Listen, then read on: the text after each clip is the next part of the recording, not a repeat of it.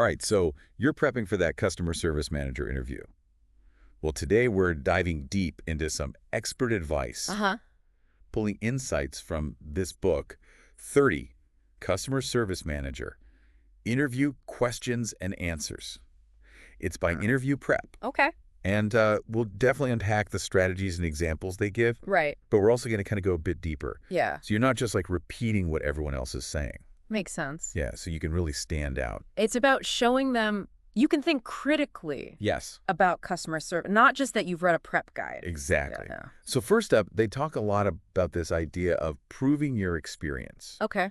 That it's more than just words on your resume. Mm-hmm. And they have this example of someone who like set up a whole customer feedback system Right. and then used that to build a training program based on what customers were actually saying, Interesting. which I thought was pretty cool. Yeah, it's a good illustration of taking action, Yeah. not just talking about caring about customers. For sure. Now, did you have any experiences like that Oh, yeah. where you spotted a pattern in feedback and actually did something about it? Yeah, actually, at my last company, Okay. we kept getting comments about how confusing the return process was. Ugh, yeah, that's always a pain point. It was. Yeah. So I worked with the web team Okay. to like redesign that whole section of the website. Oh, nice. Made it way more visual and step-by-step. Like really user-friendly. Yeah, exactly. Yeah. And actually returns went up, Oh, interesting. which sounds bad at first, Right, yeah. but it meant people weren't as scared to order in the first place. I see. They felt more confident. So it's almost like a trust signal. It was. And sales increased too, so it was win-win. That's a great example Yeah. of using data, Mm-hmm. but also understanding the psychology behind it. Yes. Sometimes more returns is a sign of a better experience overall. So true. Yeah. Okay, moving on. The guide spends a lot of time on those, The dreaded. yes, the dreaded difficult customers. The ones we all know and, Maybe don't love, right? but Yeah, gotta deal with. It's inevitable, right? Yeah. You're going to have to deal with them. Part of the job. They emphasize like staying calm, active listening, empathy, Right? all good stuff, Yeah. but honestly, a bit generic. Yes. Like, tell me to remain calm Right. when someone's yelling about a coupon code that expired 3 years ago. Exactly. Like, how does that actually help in the heat of the moment? Yeah, what actually helped me was having a script, Okay. not word for word, Yeah. but like bullet points of the key info, the solutions I was allowed to offer. Right. It kept me on track. Yeah, like a framework. Yeah. So you don't get pulled off course by the emotion of it. Exactly. That shows real professionalism in an interview setting. Oh, for sure. Like you can handle the pressure. Absolutely. Yeah. Okay, next big section is about leading and developing your team, Okay. which I have to say, Yeah. the source material does a decent job of covering. Mm-hmm. They talk about a comprehensive training program, Uh-huh. continuous development, Yeah. team building, all that good stuff. It's all important. Yeah. But it's also pretty standard stuff. It's like what's more interesting is how you tailor those things to your specific team and company culture. Absolutely. Right. Because everyone's different. Every team's different. Every company's different. They gave the example of using team building exercises to improve communication. Right, which is good. Yeah. Yeah. But I've found that sometimes Yeah. the most effective team building is just giving people the space and resources to do their jobs well. Absolutely. It's about understanding what motivates your team. Yeah. Right? Yeah. For some, it's social events. For others, it's professional development opportunities. So true. You got to figure out what works for your people. It's about knowing your team. Yeah. Speaking of motivation, Okay. the guide has this whole section on keeping morale up. Right. Which is, Yeah. it's lots of good advice there, like open communication, clear expectations, regular feedback. Important stuff. Yeah, they even talk about a reward system, Oh, yeah. which I'm a big fan of. Rewards are great, but what I find even more effective Yeah. is creating an environment where feedback is truly valued and acted upon. Oh, that's huge. Yeah, when people feel heard Yeah. and their contributions are recognized, Yes. that does wonders for morale. So true. Way more than just like a pizza party, you know? Right. It's about respect. It's about respect, exactly. Okay, the guide then dives into like real life examples, Okay. which I think is where it starts to get really juicy. Yeah, let's hear it. They talk about this manager who turned a negative customer interaction into a positive one by offering a discount. Classic service recovery, right? Yeah. But yeah. here's the question for you. Okay. Have you ever had a situation where a discount wasn't enough? Oh, yeah. How did you go above and beyond to really wow the customer? So I had this situation where a customer's order was delayed Okay. due to, like, a shipping error. Happens all the time. It does. Yeah. And I knew a discount wouldn't cut it. Right. So I reached out to the local store, Okay. had them hand-deliver a replacement, Wow. and threw in a gift card for their troubles. That's thinking outside the box. Yeah. It shows you're not just following a script, but genuinely caring about the customer's experience. I think so. Yeah. That's impressive. The guide also had this other example about leading a team through a digital transition. Oh, yeah. This was during the pandemic. Right, when suddenly everyone was online. Everyone was online. Yeah. And we had to figure it out fast. A lot of companies had to make that shift quickly. Yeah. And it wasn't always easy. It wasn't. What was your experience like? It was a learning curve. Yeah. Sure. Were there any unexpected challenges you had to overcome? Oh, yeah. We had to, like, ramp up our online support channels. Right. Train the team on new software. Yeah. And, like, figure out how to maintain that personal touch. That's huge. It was even in a digital environment. That's a great point. Yeah. So how did you maintain that personal touch? Okay, so one thing we did was personalize our email responses. Okay. So instead of generic replies, we encouraged the team to use the customer's name, reference their past purchases, if that was appropriate, and just offer tailored solutions. Nice. It made a huge difference. Excellent. Yeah. It shows you're thinking about the customer as an individual, not just a ticket number. Exactly. That's what people want. Yeah. They want to feel seen and heard. Absolutely. Yeah. Now, this is where the guide gets a little too surface level for me. Okay. I'm intrigued. They talk about the importance of metrics. All right. Like CSA and NPS and FRT. The holy trinity of customer service? Right. But they don't really dig into the how, like, saying CST is important. It's not exactly groundbreaking insight. We know. Yeah, we know it measures customer satisfaction. But how do you actually use it to make decisions? Exactly. That's the key. They mention prioritizing interactions based on urgency and complexity, which led to a 30% reduction in response times and a 20% increase in satisfaction. Those are good numbers. Yeah.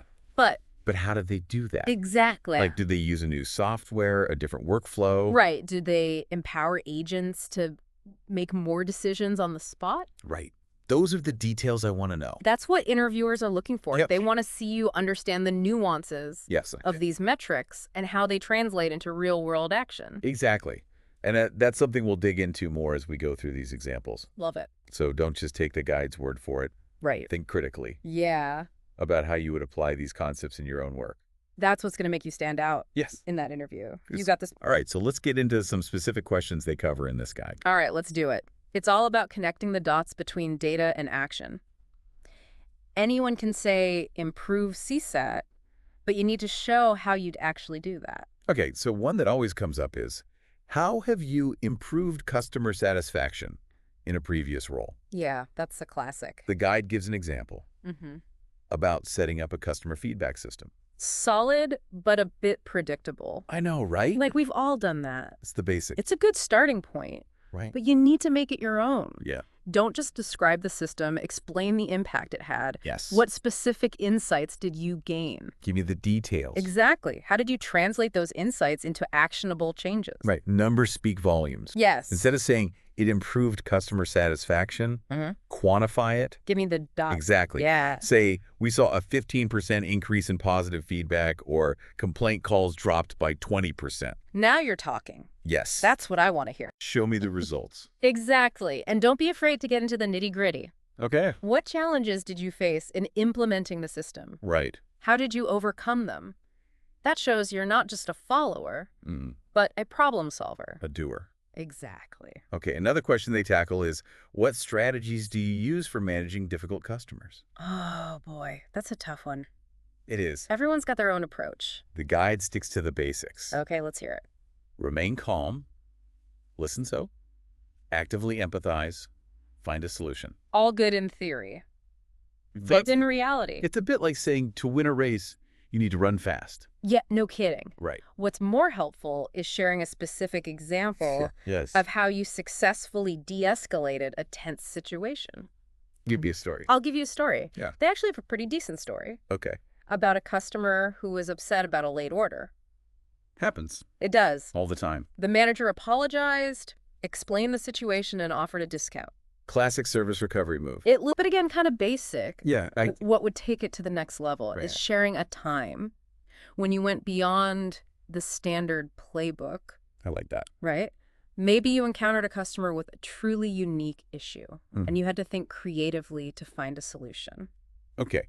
I had this one situation. All right, let's hear it. Where a customer was furious. Oh, boy. Because their online order wasn't ready for pickup on time. Okay, that's frustrating. It was. And turns out there was a system glitch. Uh-oh. And the store hadn't even received the order yet. Oh, wow. So it wasn't even their fault. It wasn't the store's fault. Yeah. It was a tech issue. That's a tough one. It was a discount wouldn't fix that. Right. So I offered to personally deliver the items to their home later that day. No, that's impressive. Yeah, I went above and beyond. It shows you're willing to go the extra mile. Trying to turn a negative experience around. It's all about the customer experience. Exactly, and that kind of dedication. That's what's going to impress an interviewer. Hopefully. Yeah. Next up, the guide tackles leadership development. Okay. With a question. Outline your approach to training and developing a customer service team. All right, a big one. It is a big one. Yeah.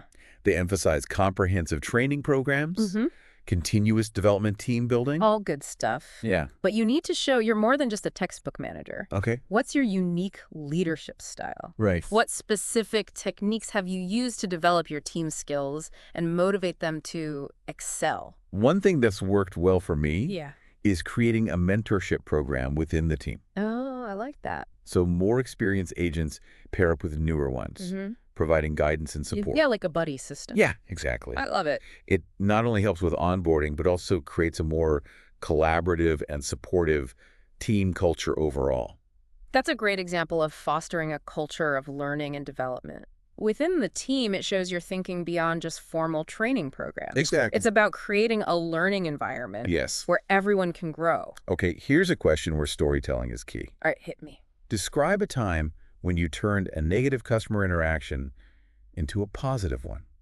Okay, we've already covered the late order scenario. We have. Let's dig a little deeper. Okay. Have you ever encountered a situation where the customer was completely in the wrong? Oh, yeah. But you still managed to find a way to make things right? Oh, I have a good one for this. All right, lay it on me. Okay, so I had this customer who was adamant that they had returned an item. Okay. But we had no record of it. Oh. They were demanding a refund and getting increasingly agitated. Not good. It wasn't good. Yeah. After a lot of digging, I discovered that they had accidentally returned it to a different store. Oh, wow. One we had partnered with for a special promotion. Oh, that's a tricky one. It was so tricky. Yeah. So I explained the situation calmly. Okay. And offered to contact the other store on their behalf to locate the item. Good movie. They were still a bit skeptical. I bet. So I went above and beyond. Okay, what did you do? I personally drove to the other store. No way. Retrieved the item. Wow. And then hand-delivered it to the customer's home. You are a customer service rock star. Along with a handwritten apology note and a gift card. That's incredible. It shows initiative, resourcefulness, and a genuine commitment to customer satisfaction. I was determined to make it right. That's the kind of story that will make you stand out in an interview. Fingers crossed. Yeah, that's amazing. All right, the guide then shifts to the data-driven side of things. Oh, okay, I like this. With the question, in what ways have you used data analysis to improve customer service operations? A very important question. They mention identifying long wait times as a major pain point. Yeah, that's a common one. And then they just say they reduced hold times and improved customer satisfaction. Okay, but how? I know, right? That's what I want to know. That's the million-dollar question. What specific data points did you analyze? Yeah. What tools or techniques did you use? Exactly. And most importantly, what actionable changes did you implement based on those insights? That's what they want to know. This is where getting specific is so crucial. Yes. Instead of just saying, we analyze call volumes. Right. Explain how you use that data to adjust staffing levels, implement a new queuing system, or maybe even introduce a callback option. Excellent. Remember, interviewers want to see your thought process. Yeah. Walk them through your data-driven approach, step by step. Show your work. Exactly. The guide then tackles performance management. Okay. Another important topic. It is. Yeah. With the question, how would you handle an underperforming member of your team? All right, let's hear it. They go the standard route. Okay. Private conversation, clear feedback, expectations, support resources. It's all good advice. It is. But it lacks that personal touch. It's a bit like reading a company HR manual. Right. What's more impactful is sharing a specific example of how you helped an underperforming team member turn things around. So I once had an agent who was struggling to meet their call resolution targets. Okay. It does. Yeah. After observing their calls, I noticed they were spending a lot of time searching for information and navigating different systems. Okay. It turned out they hadn't received proper training on our new CRM software. So it wasn't a lack of effort, but a lack of proper training. Exactly. How did you address that? I set up some one-on-one coaching sessions focusing on efficient CRM navigation and knowledge base utilization. Okay. I also created some quick reference guides and cheat sheets to help them get up to speed faster. Nice, like giving them the tools they needed to succeed. Exactly. Yeah. Within a few weeks, their call resolution times significantly improved. Wow. And they became one of our top performers. That's awesome. It was a great turnaround. That's a great example of how identifying the root cause of a performance issue and providing targeted support can lead to dramatic improvements. It's all about support. It is. Yeah. Sometimes people just need a little extra help. The guide then moves on to proactivity. Okay. With the question, what methods have you employed to reduce customer complaints? Ooh, trying to get ahead of the game. Yes, being proactive. I like it. They suggest proactive communication staff training feedback systems. All solid strategies. Yeah. But a bit general. A bit. It's like saying to stay healthy, eat well, and exercise. Right, we know that. Yes. But what does that look like in practice? Yeah, exactly. How have you translated those broad concepts into concrete actions that have measurably reduced customer complaints? Okay, so one thing I've found effective is anticipating potential pain points. Okay. And proactively addressing them. I like it. For example, we noticed a spike in complaints about shipping delays during the holidays. Oh, yeah, that's a classic. It's a classic. Yeah, everyone's ordering gifts last minute. Exactly. So we revamped our shipping policies, partnered with more reliable carriers, and offered expedited shipping options. That's proactive thinking. Trying to stay ahead of the curve. By addressing the issue head-on, you likely avoided countless customer headaches. We did, and we saw a significant decrease in shipping-related complaints that year. That's the power of combining data analysis with proactive problem solving. It's a winning combination. You're basically preventing problems before they even arise. Yes, exactly. Proactive customer service. Love it. The guide then touches on adaptability. Okay. With this question. Share an instance where you had to implement a major change in your team. Big change is always tough. They talk about transitioning to digital platforms during the pandemic. Right, which makes sense. A lot of companies had to do that. Everyone had to adapt. Yeah, but it's almost like a cliche example at this point. It is. You know? What's more interesting is finding a change that was unique to your leadership, where you weren't just following orders from above. Right. Think about a time when you saw the need for change. Yeah. Even if others resisted it. Oh, okay. I have a good one for that. Okay, let's hear it. So when I first took over this one team, they had been using the same phone system for years. Oh, no. It was clunky, inefficient.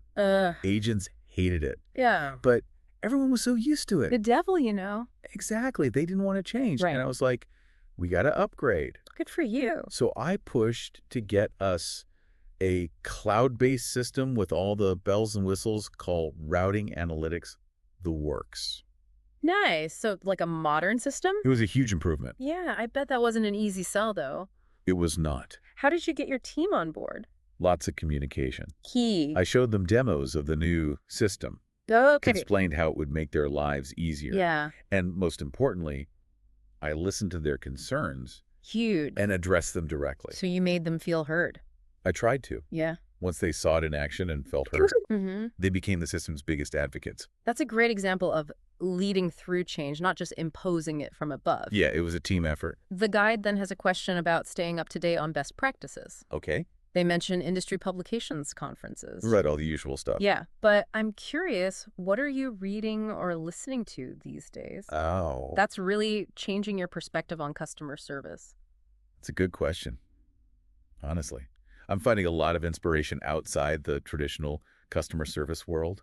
Oh, interesting. There's this behavioral economics podcast I'm hooked on. Okay. That's all about how people make decisions. Interesting. And it's helped me understand customer behavior in a whole new way. That's a great point.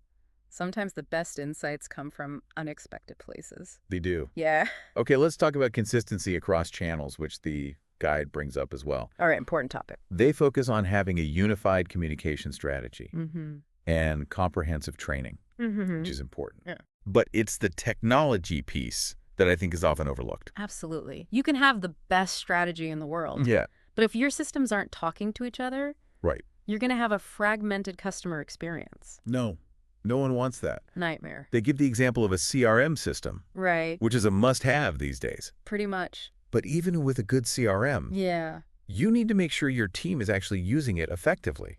That's key. That they're logging all interactions, updating customer profiles, and using it to personalize their responses. Right. It's not just about having the tool. Yeah. It's about using it the right way. That's where training and ongoing support come in. Yes. It's not just about teaching people how to use the software, but how to use it strategically to improve the customer experience. Exactly. Make it work for you. Okay, one more question the guide covers is, what steps do you take to motivate your customer service team? A classic. They suggest setting clear expectations, providing regular feedback, acknowledging good performance. All important, but a bit standard. It is. I agree. So what's your secret sauce? What's my secret sauce? Yeah, what makes your team tick? For me, it's about creating a culture of empowerment. Oh, I like that. I want my team to feel like they have the autonomy and resources to solve problems and make decisions without constantly needing my approval. That's huge. It not only motivates them, but also makes them more effective problem solvers overall. That's a great point. When you trust your team, they rise to the occasion. They do. All right, so we've covered a lot of ground today. Yeah. Unpacking the insights from 30 customer service manager interview questions and answers. Yes. And adding our own perspectives along the way. It's been a good discussion. I think so too. Remember, this guide is a great starting point. Yeah. But it's not enough to just memorize the answers. Right, you got to internalize them. You need to internalize these concepts. Yeah. Connect them to your own experiences. Make it real. And be prepared to show the interviewer that you're not just a customer service manager, but a customer service leader. That's the key takeaway. Think about the stories you can tell, the data points. You can highlight the specific examples that demonstrate your problem-solving skills, your leadership abilities, and your passion for creating exceptional customer experiences. That's what's going to make you stand out. And most importantly, be yourself. Yes. Let your personality shine through. Show the interviewer that you're not just qualified for the job, but that you're someone they'd actually want to work with. That's what will really make you stand out from the crowd. Thanks for joining us on this deep dive. We hope you found it helpful as you prepare for your upcoming interview. Good luck, and let us know how it goes.